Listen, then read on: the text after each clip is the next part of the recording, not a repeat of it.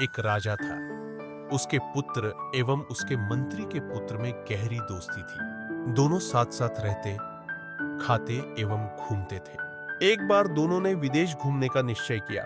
रुपए पैसे की कोई कमी न थी। दोनों साहसी भी खूब थे। एक दिन दोनों अपने अपने घोड़े पर सवार होकर निकल पड़े। शाम होते होते वे एक बहुत बड़े तालाब के किनारे पहुंचे।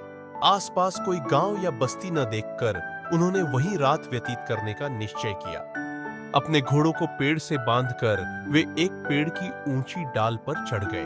उन्होंने वहीं सोने की व्यवस्था की। अंधकार बढ़ने पर उन्हें विभिन्न प्रकार के जानवरों की आवाजें सुनाई पड़ने लगी। कुछ देर बाद एक विचित्र दृश्य देख दोनों घबरा उठे।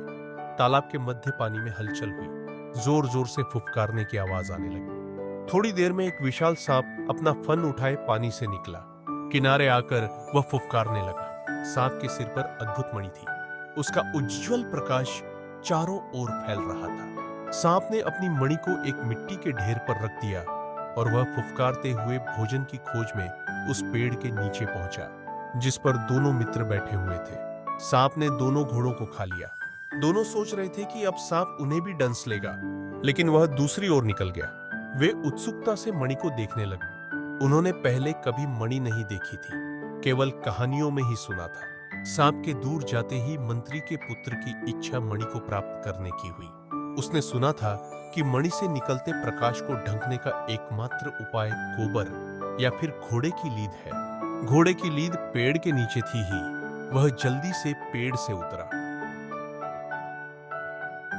मणि को घोड़े की लीद से ढक दिया और फिर पेड़ पर चढ़कर बैठ गया। थोड़ी देर बाद सांप लौटा और मणि को ढूंढने लगा। मणि न पाकर वह गुस्से से फन पटकने लगा। गुस्से एवं दुहक से उसने वहीं प्राण त्याग दिया। सुबह होने पर राजा का बेटा एवं मंत्री का बेटा पेड़ से उतरे।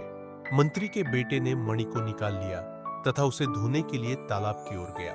मणि को धोते ही उससे अपूर्व प्रकाश निकलने लगा। उस प्रकाश से तालाब का तल तक प्रकाशित हो गया। उन्होंने देखा कि तालाब के तल में दीवारों से घिरा एक विराट महल है।